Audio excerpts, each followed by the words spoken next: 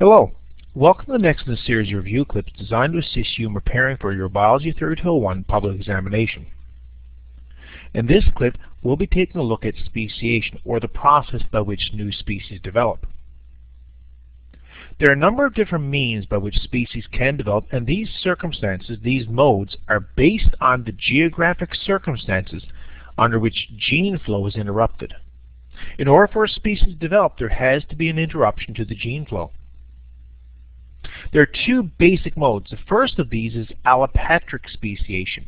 Here, speciation results from geographic barriers which isolate populations and as a result restrict gene flow. Allo, other or different, patric, homeland or area. Allopatric speciation is when you have a geographical or physical barrier. The other mode is sympatric speciation. Here, speciation results from intrinsic factors that isolate populations and restrict gene flow. Sym, together or same, patric, again, homeland or area. Sympatric speciation is when the species, while they are living in the same general area and they are not physically isolated, they do become reproductively isolated. With allopatric speciation, populations accumulate differences while in allopatry, through drift, through selection. These differences eventually can lead to reproductive isolation and subsequently speciation. But we have to understand that gene flow influences a diverging population. It hinders divergence and it homogenizes the gene pools, as we looked at previously with genetic drift.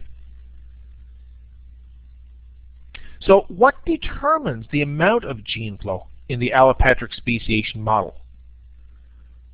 The answer is geographic barriers. If you have a population which becomes isolated due to some geographic barrier,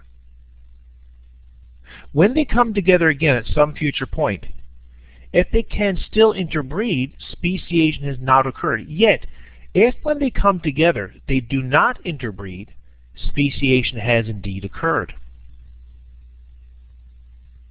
There are a number of different types of geographic barriers. These include mountains, rivers and streams, deserts, canyons, lakes. All of these can prevent individuals from being able to interbreed with each other. It could interrupt gene flow. We'll take a look at a canyon by way of a prime example of this. If you have two separate populations of squirrels living on opposite sides of a canyon, they are not able to exchange genes or reproduce with each other. They are unable to cross the canyon. They are therefore geographically and hence reproductively isolated. As the barrier increases, the amount of gene flow decreases.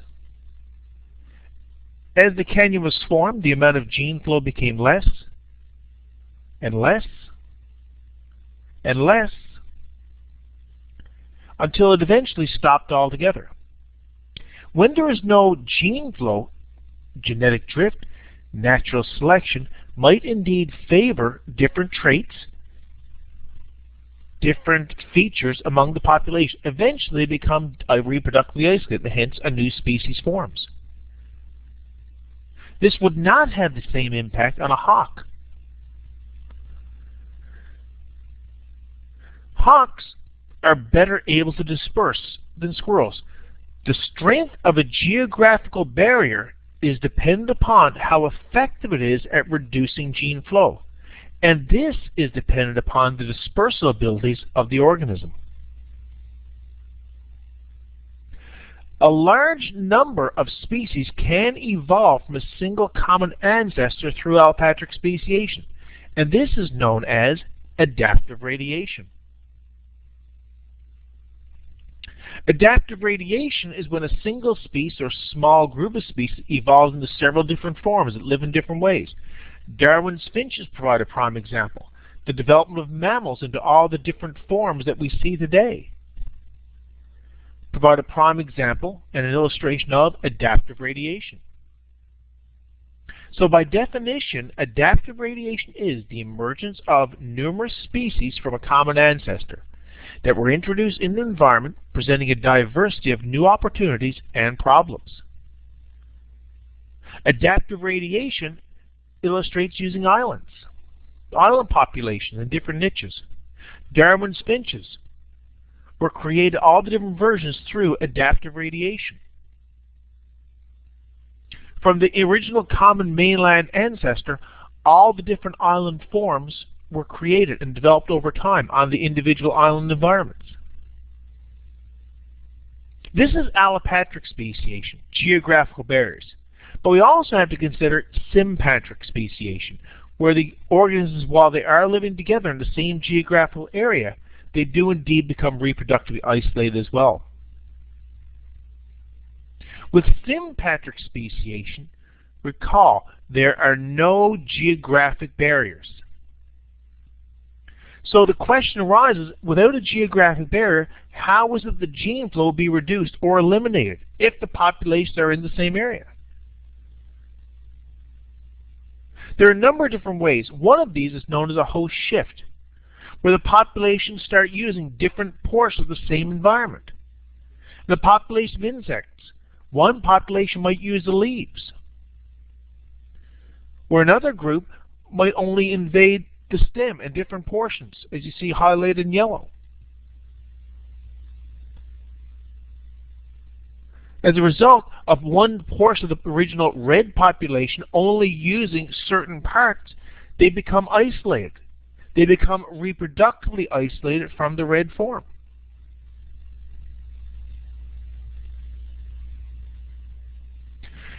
When egg and sperm cells meet, it's necessary for there to be a receptor so it is recognized.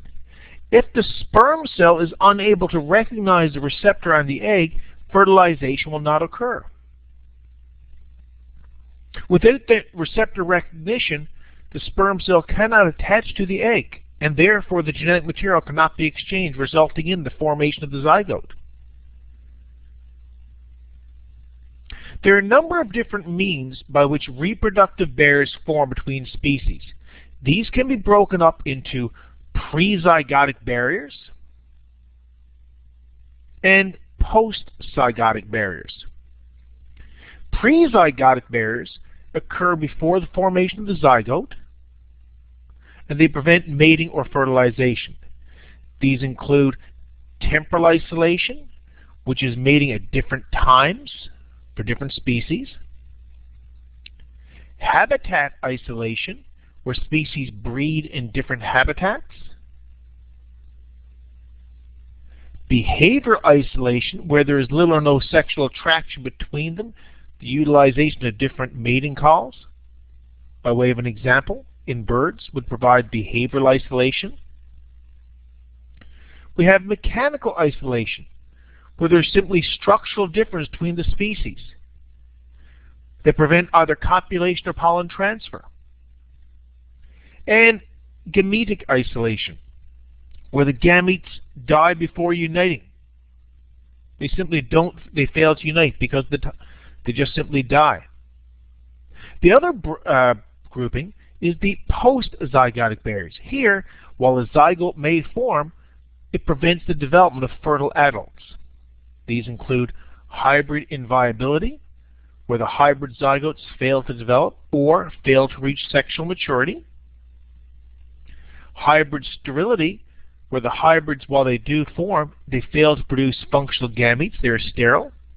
And you also have hybrid breakdown, where the offspring of the hybrids are either weak or infertile. Remember, allopatric and sympatric species are modes of speciation, but they do not say anything about how rapidly or slowly speciation occurs. It simply references the different means, either with or without geographic isolation. In the past public examination, there have been questions posed on this topic. I present the following. Which is a pre-zygotic barrier, before the formation of the zygote? The correct answer to this would be B, behavioral isolation. Remember, behavioral isolation renders one member of a species unattractive as a mate for another. This is a behavioral isolation. Bird calls, for example. This would occur before the formation of the zygote.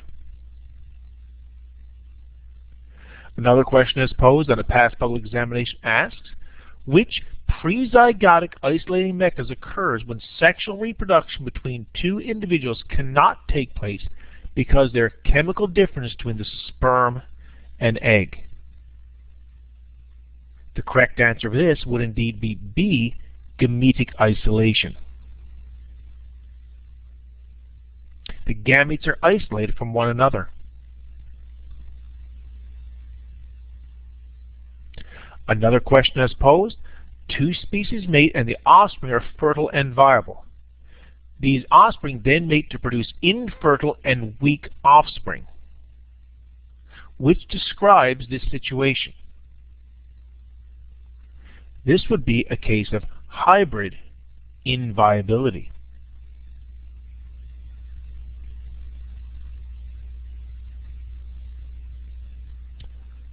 And this question is posed. In a particular area, there are two species of birds where one species breeds during the night, the other breeds during the day. Which type of isolation describes this barrier? This deals with timing.